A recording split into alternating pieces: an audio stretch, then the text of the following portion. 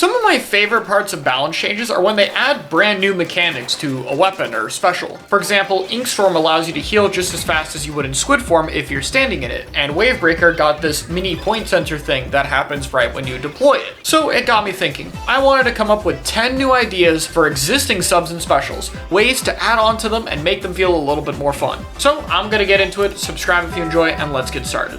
First off, Toxic Mist. I think that one of the areas where Mist does actually have a decent amount of value is the fact that it lingers for a lot longer. This can be useful for forcing people out of a very specific location, but that doesn't often have use cases in this game. Some of the places where I think it is the most relevant is dealing with an opponent standing near their splash wall or big bubbler. However, it's quite hard to have Mist be very effective against these because they just block the Mist. So what if they didn't? What if Toxic Mist could pass through player deployed shields like Brella Shield, Splash Wall, or Big Bubbler? This could be an interesting way to make it more of a counter to these specific options, especially against something like Big Bubbler, where being able to have a mist on anyone inside of it would give you a much easier way of dealing with it, and something a little bit different than just trying to shred it as fast as possible. And I think that would allow you to take advantage of Toxic Mist's unique lingering duration a lot more.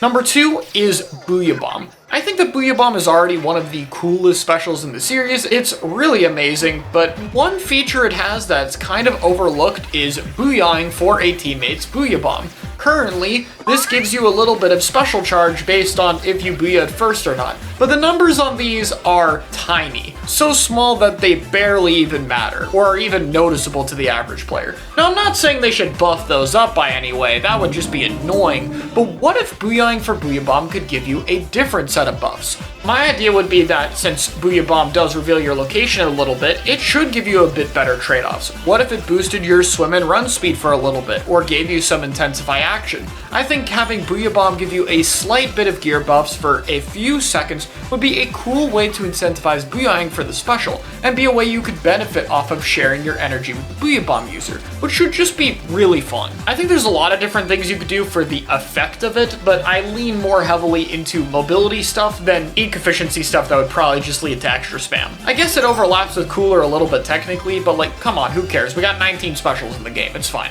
Number 3, Line Marker. Line Marker does have an obvious one to talk about. The trail should just do damage. Like, of course it should. It actually has a parameter for that, and even does so in the single player a little bit, though only 5 damage, which might be a little bit low.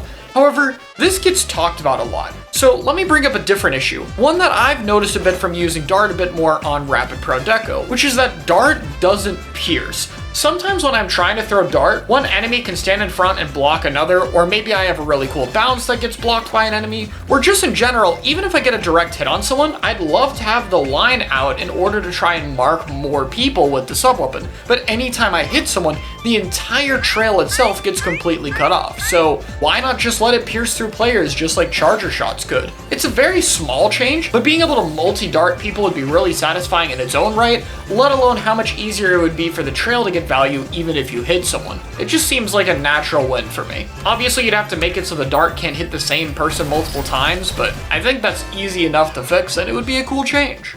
Number 4, Reefslider. This is a pretty obvious one. I think most people are going to see where I'm going for this, but Slider could really use some sort of dismount option. It's arguably the main issue with the special already because of how punishable it is in its end lag, but it's also just kind of boring.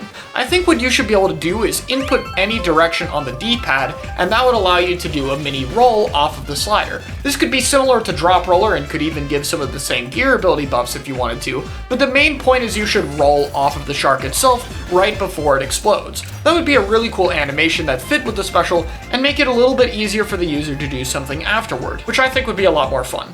This next idea for Kraken comes from Shadow Chimera. In a previous patch, Kraken's charge speed was nerfed, and the devs even stated that this was supposed to encourage people to use both forms of attack. However, I think the jump attack could just be a little bit easier to use, and a buff would have been a nice way to go about that. I think the biggest issue the jump mode provides is even if you're next to someone, if you jump and try to follow them, it's very easy for you to run out of steam or to not carry momentum as easily. This has helped a little bit if you use a squid roll first, but even then you get a maximum of 2 jumps before things start slowing down. What Shadow suggests and what I think would personally be really neat is if Kraken could maintain its momentum better while jumping. So you could jump like 3 to 5 times and it wouldn't slow you down as much. Or just in general, if you tried to jump while changing directions, it wouldn't lose you as much speed. It shouldn't be as fast as using a squid roll to change direction, but I think in general having the jumps of Kraken being a lot better at preserving your speed would make that a lot better to use. Number 6, I think that a mechanic that's really underutilized in this game is the effect of Thermalink. It's there for, Thermalink and Haunt, but that's about it. The ability to see a silhouette through walls if they're outside of squid form is a pretty unique form of location, and I want this to be on some kind of sub-weapon as well. I think the best candidate for this is Autobomb. Autobomb does have the ability to locate people by walking towards them, but that's about it. I think a cool way to add on to this is if you get hit by Autobomb, it should trigger a small Thermalink effect, somewhere between like 7 and 10 seconds, so you would be able to see someone who got hit by the sub-weapon a little bit. This wouldn't activate that often, but it would be pretty neat as a reward for when Autobomb did hit, specifically with how small its hitbox is.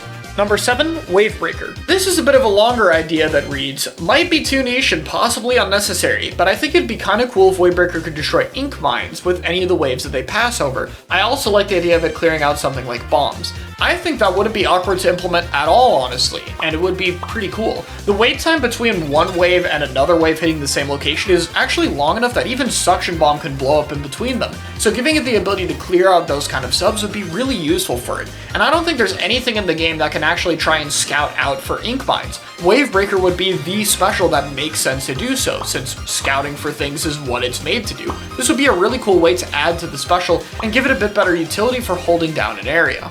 Number 8, Point Sensor. I think that Point Sensor is actually pretty useful. The location is very simple to get and very valuable right now. However, I don't find the sub that satisfying to use. If any sub could use some kind of skill shot added to it, I think Point Sensor would be that option. The sensor is quite large, but say the inner 33% of it would be a slightly different hitbox, and this also wouldn't apply to the lingering of Point Sensor. If you hit with that, you could get some kind of bonus effect. You could do a similar thing to Autobomb where maybe you get a longer lasting thermal ink effect after the location is gone, or you could do something like Recon in Splatoon 1 where it shows the exact main weapon on the minimap, or even something like showing how close the player is to their special. Some kind of extra effect. Even just base locating people a little bit longer would be fine. But I think it'd be really interesting if there was a more rewarding effect to Point Sensor that gave it a more unique form of location. Number 9, Splattercolor Screen. This is another unique idea that I knew had to go in this video, which says that Screen should freeze all of your UI if you get hit by it. I think this is just a really neat idea. Screen's effects in general are all about inhibiting the kind of things you can do, and would be a change that really nicely goes along with it. Not being able to see who has special, or more importantly, who's alive on the top of the screen would be a really interesting way to mess with what players are going on. Imagine charging into a fight thinking your teammates are up because the UI is all bugged out. That's so cool. This would be a really natural way to mess with it, and along with fixing some accessibility issues with it, I think would be a cool way to make Screen more unique.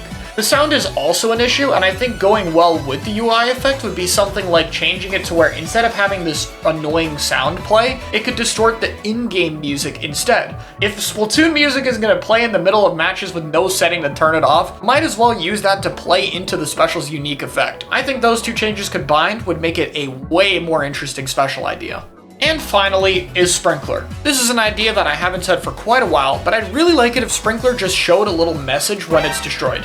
Think like Junkrat's trap in Overwatch saying what it's triggered. Obviously it wouldn't be as useful here, but my idea is you could throw Sprinkler into some unique area, and if someone decides to shoot it down, it would alert you immediately that someone has to be in that vicinity. Imagine like a roller player, for instance, having to clear a Sprinkler in order to shark in closer towards you. But because they broke that Sprinkler, it could tell you that there might be someone in that area, and you would check for them as a Sprinkler user. Just this change alone gives you reason to throw Sprinkler into new locations, which is exactly the kind of thing I would want.